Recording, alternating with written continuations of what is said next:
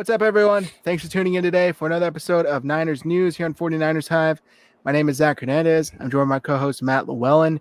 And today, Matt, we're going to be talking about the 49ers that made the NFL's top 100 list. So let's get right into it. Who stood out to you the most on this list? I actually really enjoyed seeing Fred Warner in there at 70.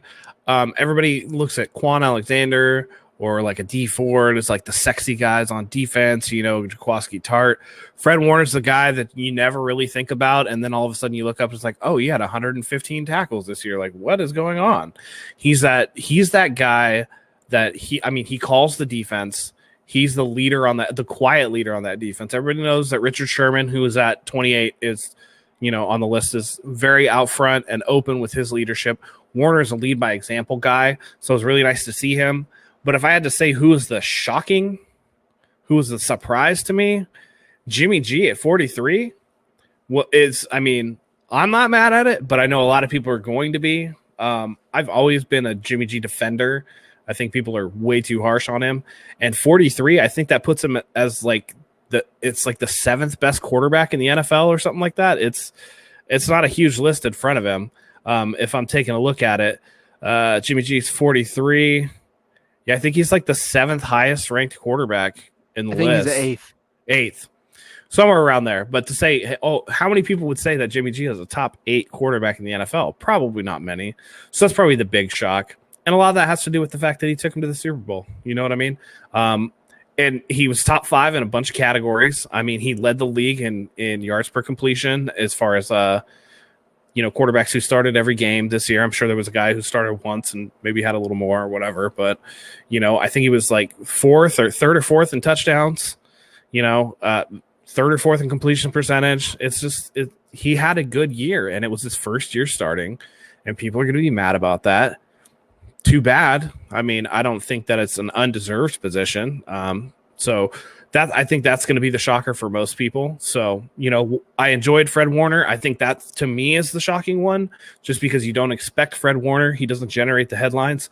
But as far as the general public goes, it's definitely going to be Jimmy G at 43.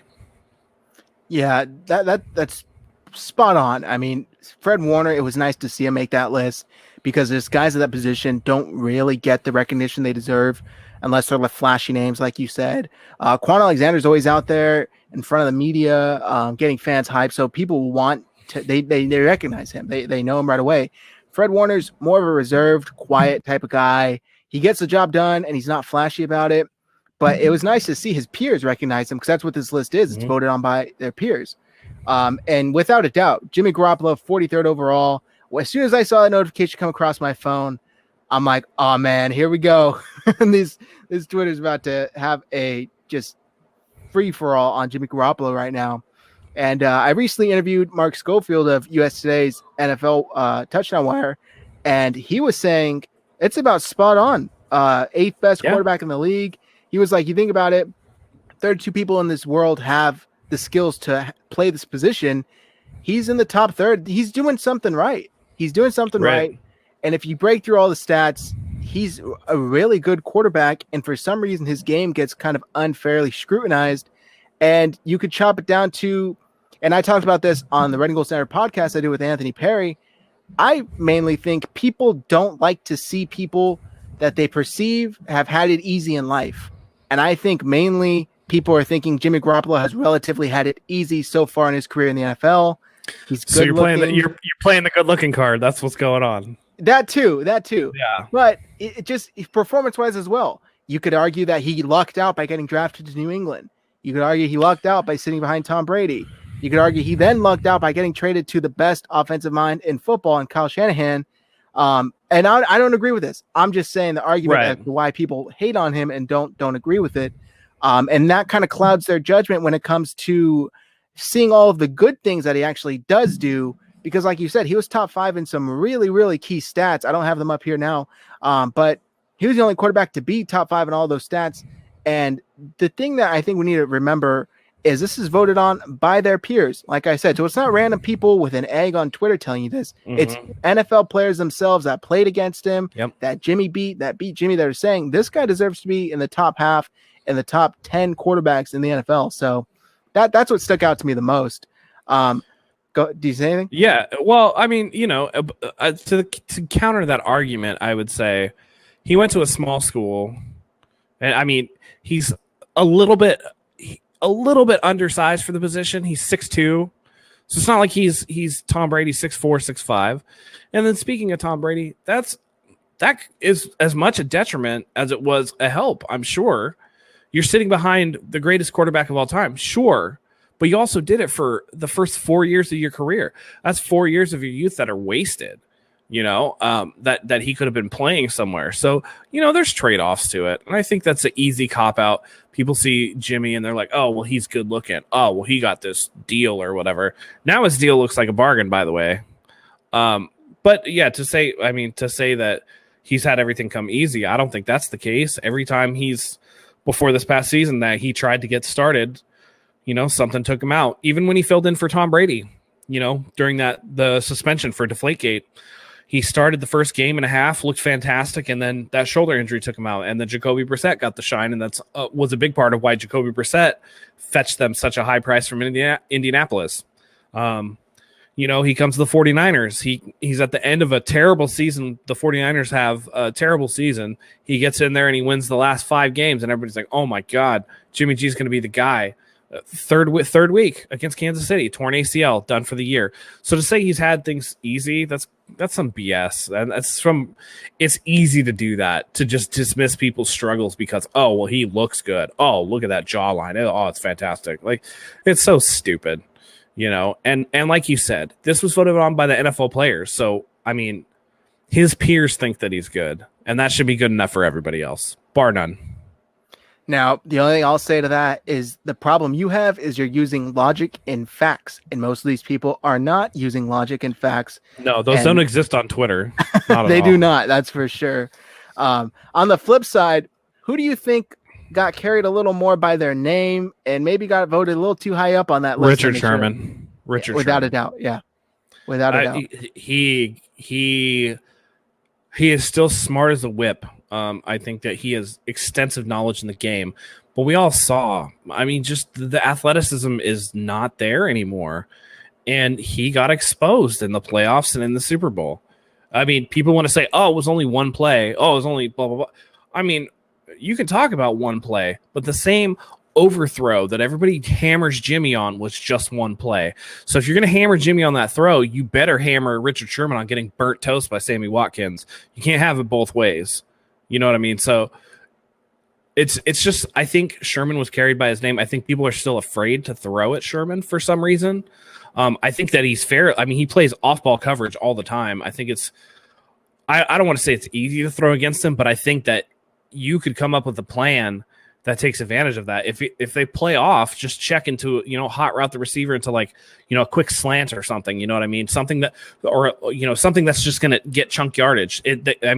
There's been multiple instances of them giving up, a 3rd and 6, and they get the first down because Richard Sherman gave up that short underneath route because he has to play back, because if he plays close and that receiver goes on that fly route, he's done. He's not catching up. And I know there's been some anecdotal evidence that he'll keep up with somebody here or there if they take a bad route, but for the most part, he just does not have the athleticism anymore. So I think he, much like Darrelle Revis in the last 2 or 3 years of his career, and that's funny to say because those guys go at each other, but Revis was a little bit right. Not in saying that cover 3 is bad, that you're not, if you're not out there on an island, that's BS. That's stupid machismo crap. But when Sherman called out Revis for getting burnt, and then Revis did the same thing, it's not untrue that Sherman has been exposed by some good receivers. Devontae Adams in the NFC Championship game, it's happened. So I think he was way too high up on the list. Richard Sherman definitely got carried by his name, by his reputation. As did Tom Brady, I may add. Yeah. He was really high up on that list, and I'd like to argue he shouldn't have been that high. Well, to be fair to Tom Brady, he also didn't have shit to play with last year. They had garbage. Garbage. It was awful. New England had literally 0 good skill players. They took a wide receiver in the first round that couldn't do anything. So, let's see what Tom Brady does this year, because doubt Brady to your own detriment. And I just want to add, I don't think Sherman's a bum. I just want to get that. I don't think he's bad. I think he was placed too high relative to his performance and his deficiencies going forward. So I don't think anybody can say with any honesty that Sherman isn't on the decline as far as being that elite cornerback. He's still a good cornerback, but I don't think that he's that tippy top guy anymore. Yeah, yeah, and definitely, relative to other players that were kind of ranked similar to him, I think, like you said, with all due respect to him, he's still a good corner, but maybe not that high up. George Kittle, Matt, obviously was ranked number 7 overall. Yep. Do you think that was about right, or do you think he should have been higher up on that list? I think, oh, by the way, one last note on Richard Sherman before we move off. He was ranked ahead of Jalen Ramsey. So, as for George Kittle, if you're in the top 10, you're money. He's the highest ranked tight end of all time on the NFL Top 100, higher than Gronk ever was, which has pissed people off. I mean, people are mad about that. But I mean, Kittle is a beast. Everybody sees the highlights. Everybody's seen what Kittle has done against the Saints, where he took that 4th and 2 and essentially dragged 4 people for 40 yards. It's just one of those things. So I think he's, again, anytime you're inside the top 10, you're an elite NFL player. So I can't really begrudge him not being, say, 5 or whatever. That when you get to that elite level, the difference is you can measure in millimeters. You know what I mean? So if he has another great season this year, maybe next year he's number 3. You never know. I do expect that quarterbacks will occupy the top spaces for a long time just because of the position. So, that notwithstanding, I mean, he did us damn proud. I'll say that. Yeah, it was nice to see him get top 10 and that high up. The only thing I kind of had, the only agreements I had is that Michael Thomas was above him. And call me petty, I just don't think Michael Thomas is a better football player than George Kittle. To be fair, Michael Thomas did set the single season record in receptions this past year, so that's probably a large part of it. Yeah, and that's fair. I just personally, if you're building a team, I would go with George Kittle and Michael Thomas 10 times out of 10. But I think we're going to leave it on that, guys. We're going to wrap it up. Make sure you follow us on Twitter. Our handles are below on the screen. And make sure you subscribe to the channel. Drop a like and comment below. What were your initial takeaways on the 49ers 5 players that made the top 100? Do you think there were any snubs? And who do you think made the list that shouldn't have? Go ahead and click the bell for the notifications. We are bringing you 49ers content all the time. Thanks, guys. Go Niners.